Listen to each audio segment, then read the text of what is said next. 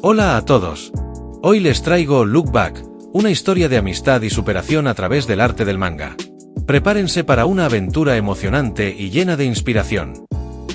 En una noche común en un Japón ordinario, en un pequeño pueblo y una casita modesta, se encontraba Yumi Fujino, la protagonista de la película, dibujando una historia para un manga. La trama era simple: una pareja viajaba en auto, pero sufren un pinchazo en una rueda, pierden el control y chocan contra un camión, rebotando por toda la carretera.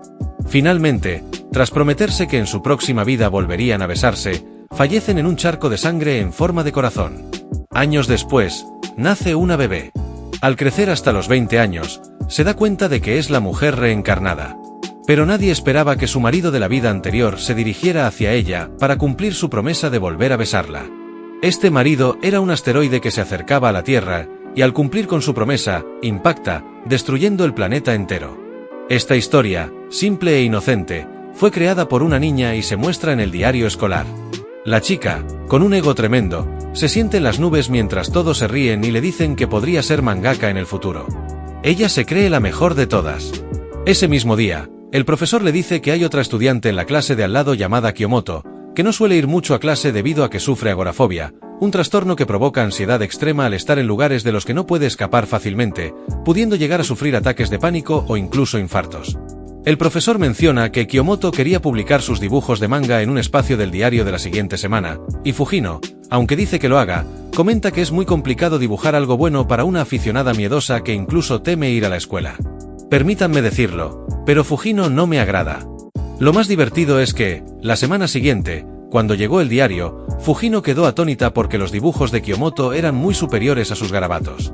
Aunque Kiyomoto solo dibujaba paisajes, la diferencia en calidad era notoria. Y cuando los mismos que antes alababan a Fujino dijeron que sus dibujos eran básicos comparados con los de Kiyomoto, eso golpeó su ego. No podía aceptar que otra niña fuera mejor dibujante, ya que su familia siempre le había dicho que era la mejor. Pero bastó una sola persona que le dijera que sus dibujos eran más simples para romper su burbuja. Su compañero lo dijo tranquilamente, sin malicia, fue un simple comentario, pero para ella, fue como si se estuviera riendo. Fujino asumió que, como Kiyomoto faltaba a clases, tenía más tiempo para practicar. Así que compró cuadernos, libros de dibujo y buscó en internet cómo mejorar su técnica. Pasó días, semanas y meses practicando. Pasaron años, y estaba a punto de graduarse de primaria para pasar a secundaria. Dibujaba en su cuarto, en clase, por la noche, en la biblioteca, mientras su familia veía la tele o en la plaza. Acumulaba guías de dibujo y no paraba de dibujar. Sus notas empezaron a bajar y su familia se preocupó. Su hermana la invitaba al dojo para entrenar karate, pero Fujino siempre rechazaba. Sus amigas se quejaban porque ya no salía con ellas, y si lo hacía, Fujino solo dibujaba.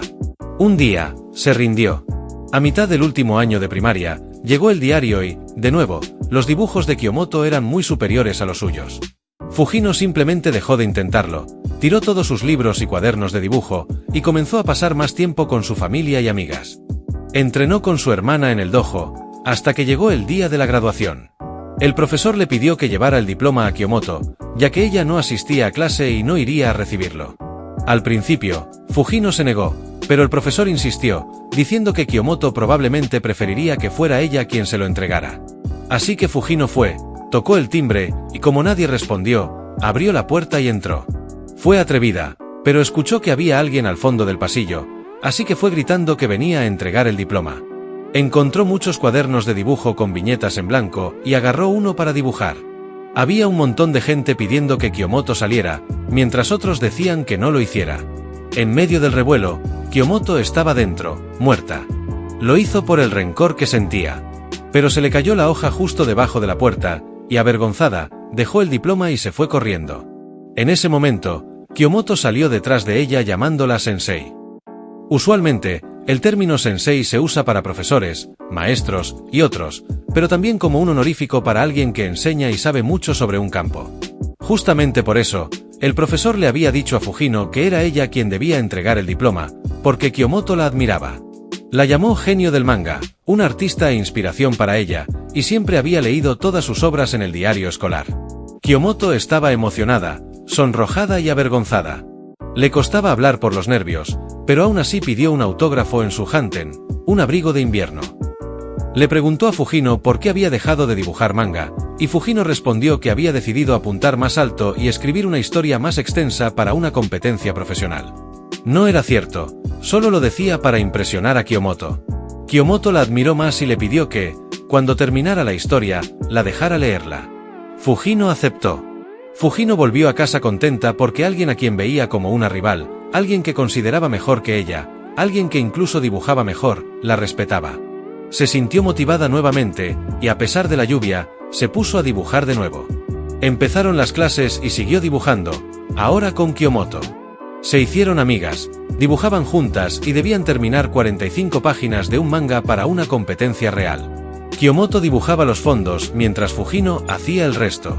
Al mismo tiempo, iban a clase, Fujino regularmente, Kiyomoto de vez en cuando. Así entregaron el manga, titulado Desfile del Metal. Según el agente de la revista, su trabajo debería recibir al menos una mención especial por ser tan bueno.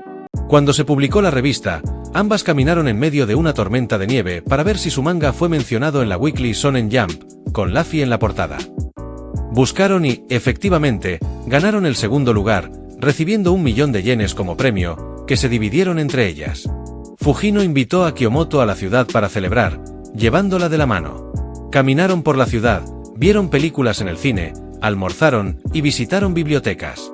Al regresar en el tren, Koto le mencionó que se alegraba de haber ido, que tenía miedo de salir de casa, pero que se divirtió tanto que estaba feliz de haber sido invitada y de haber empezado a dibujar años atrás. Comenzó porque no tenía nada que hacer en casa, pero todo eso desencadenó lo que vivió hasta ahora y estaba contenta por ello. Le agradeció, y después continuaron dibujando, creando más obras. Con el paso del tiempo llegaron al bachillerato y ya habían publicado 7 obras, incluso les ofrecieron crear una serie de mangas, es decir, varios volúmenes de una misma historia, ya que hasta entonces solo habían sacado one-shots, que son obras de un solo volumen. Ahora tenían la oportunidad de crear un manga con varios volúmenes más. Sin embargo, Kiyomoto dijo que no podría participar en eso, ya que había estado pensando en estudiar en la Universidad de Arte. Fujino le dijo que estaba bien, después de todo, solo dibujaba los fondos. También le comentó que podía encontrar a alguien más que hiciera su trabajo, pero que sería difícil porque Kiyomoto era introvertida, le costaba hablar con la gente y ni siquiera podría mantener su vida universitaria. Además, le dijo que la gente que se gradúa de arte ni siquiera consigue trabajo, pero que si se quedaba con ella, todo saldría bien. Intentó convencerla diciéndole todas esas cosas, haciéndola llorar porque sabía que sin Kiyomoto no tendría el mismo éxito. Sabía que la necesitaba, pero en lugar de apoyarla y animarla a seguir adelante, le dio 1000 razones para que cambiara de opinión, incluso menospreciando su parte del trabajo al decir que solo dibujaba los fondos. Esta actitud de Fujino me irrita mucho porque todo se debe al miedo de separarse de Kiyomoto. Finalmente, Kiyomoto se fue a estudiar a la Universidad de Arte y Fujino continuó trabajando sola. Creó una serie de mangas llamada Shark Kick, que claramente es Chainsaw Man si fuera un Street Shark. Su manga tuvo altos y bajos, pero siempre se mantuvo interesante. Tenía todo un equipo trabajando en ello y la popularidad aumentaba con cada nuevo volumen. Llegaron a 11 volúmenes y la popularidad fue tal que hasta fueron portada de la Weekly Champ. Consiguieron una adaptación al anime de dicho manga, que publicitaron junto con el 11º volumen.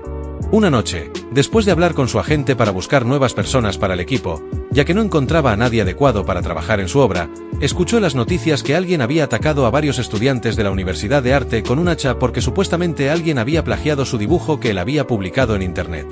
El asesino fue arrestado, hubo 12 muertos y 3 heridos de gravedad, entre los fallecidos estaba Kiyomoto. Fujino pausó su manga para asistir al funeral, devastada. Fue a la casa de Kiyomoto, se paró frente a su cuarto y vio cómo coleccionaba las revistas donde salía el manga de Shark Kick. Notó que había estado leyéndolo y usaba como separador la viñeta que Fujino le había dibujado la primera vez que fue a su casa. Al verla, se quebró y comenzó a llorar, culpándose a sí misma y diciendo que si no hubiera hecho ese dibujo, Kiyomoto estaría bien. Rompió la viñeta diciendo que por su culpa había muerto, y un pedazo de la misma cayó por debajo de la puerta, donde decía, no salgas. Aquí vemos a Kiyomoto de niña, quien recogió el dibujo y, en lugar de salir cuando Fujino fue a llevarle el diploma, se quedó en su cuarto y nunca se vieron. Pensó que podría deberse a un fantasma, así que simplemente siguió dibujando.